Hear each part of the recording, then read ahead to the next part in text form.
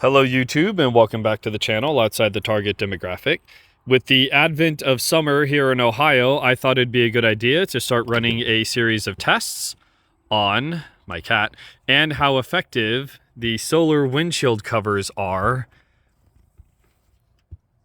in your car. Let's get started.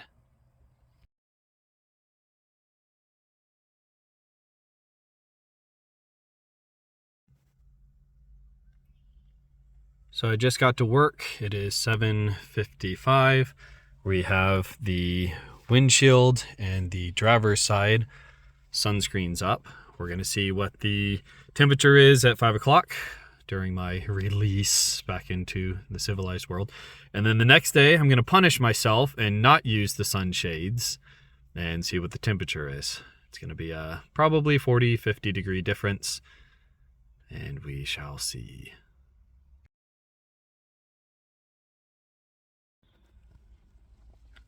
All right, so day one, we're looking at 96.4 degrees. This is a thermometer, like a aquarium thermometer, looking at 102 on the surface, 96 ambient.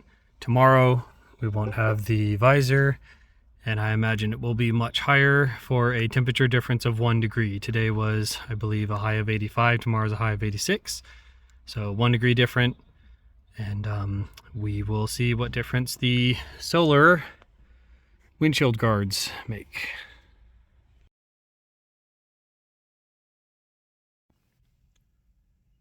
All right, so here we are on day two. I'm going to suffer for you, YouTube.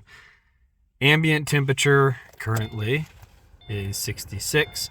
Today's calling for a high of 89. Yesterday was like 86. So I'm in the same parking spot in the same orientation. I'm going to vent the windows the same amount, probably 3 inches, back and front. So set it up as close as I can to the first day's test.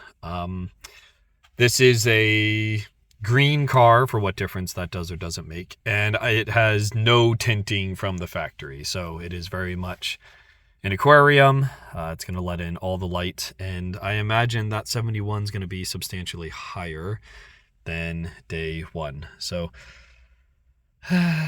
let's see what happens at the end of my workday.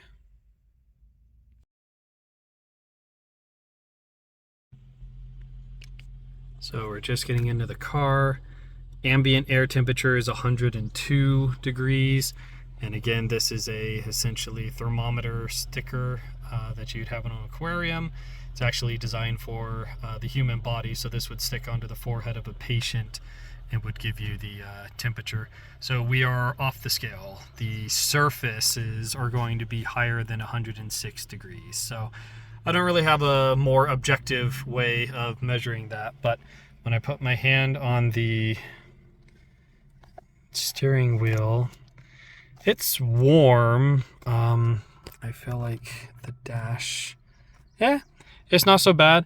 Today was, I believe, a high of 85 degrees, and we are on black asphalt. So I was in the relative shade as much as there is in the parking lot here. But that's proof that the ambient air temperature will be, what is that, a 10 degree, 15 degree difference?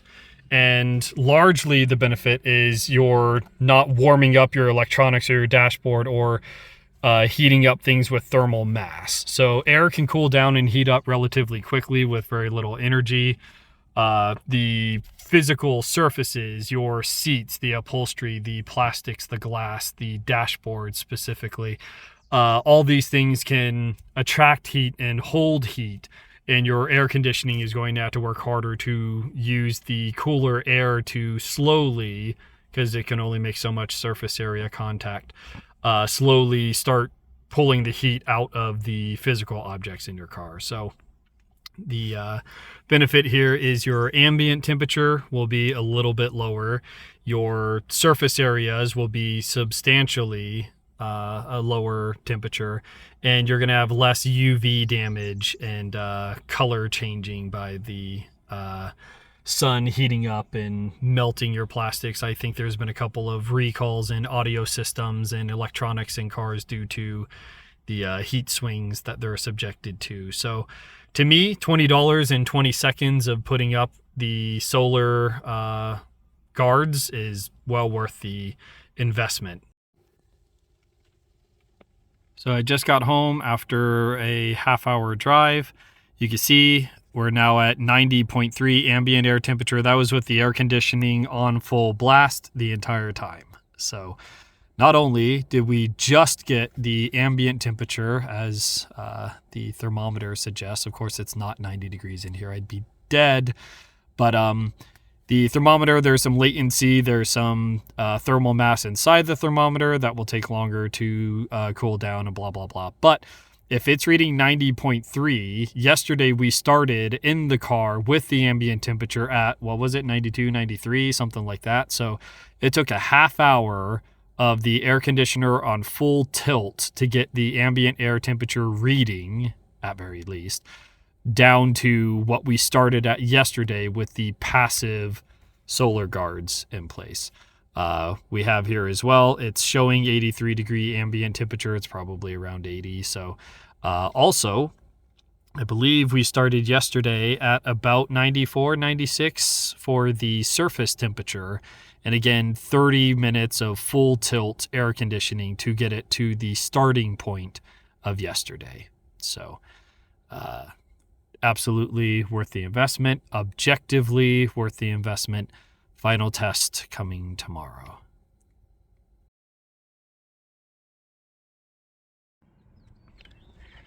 All right, so the other thermometer broke naturally. So we're using this one. Just got to work. I'm going to leave the solar windshield guards off. You see the temperature is already going up. That's fantastic. So in this experiment, I'm going to torture myself for half the day, let the car heat up, put the thermals in. By the end of the day, 4 hours after I put them in, we're going to see if the temperature dropped and by how much.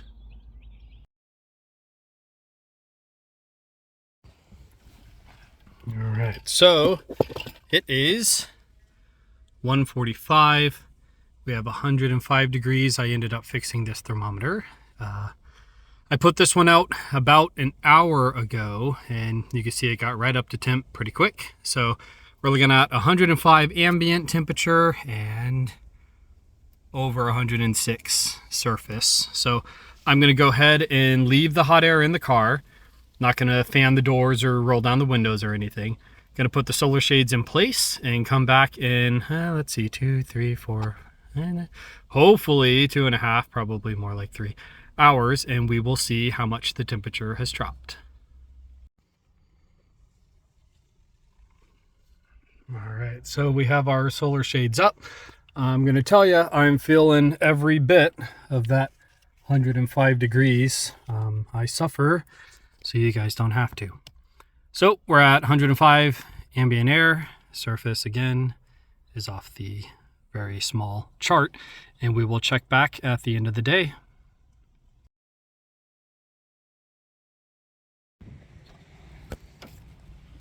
All right, so just get into the car, and it is about 99 degree ambient temperature, and our surface temperature is now reading. So objectively, the solar guards work.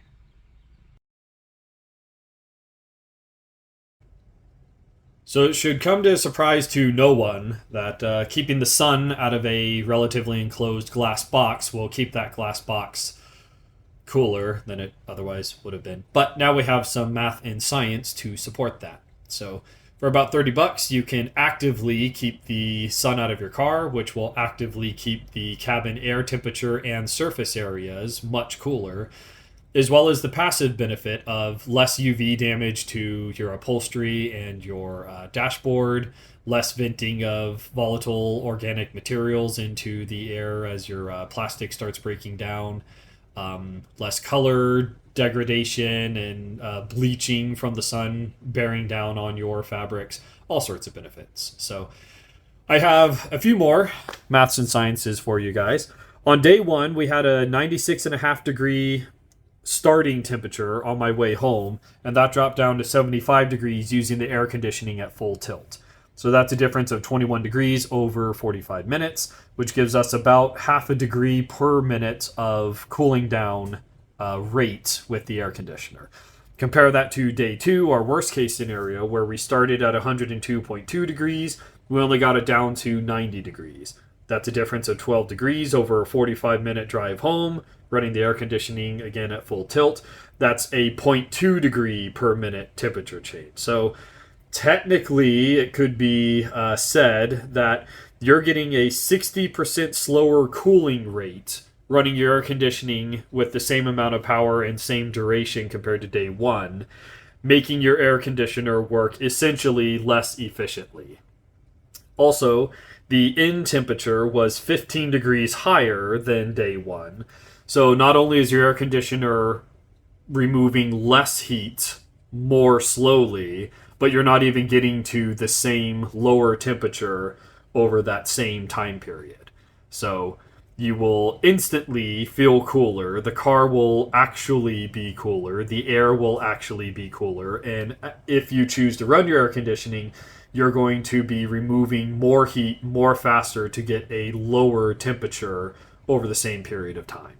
So in another video, I guess I could show you the deflectors that I use. They're very thin. They roll up real nice, easy to store away. I know you can get cardboard ones, or like I think I have one that's silver coated on essentially bubble wrap. It's a rather thick one. So that may present itself in another video at some point in time, but even these thin ones are making a objective difference. So as always, this is outside the target demographic. I appreciate you guys stopping by. Any questions, comments, concerns you have, leave them in the comment section below. And stay cool out there. I'll catch you guys in the next video.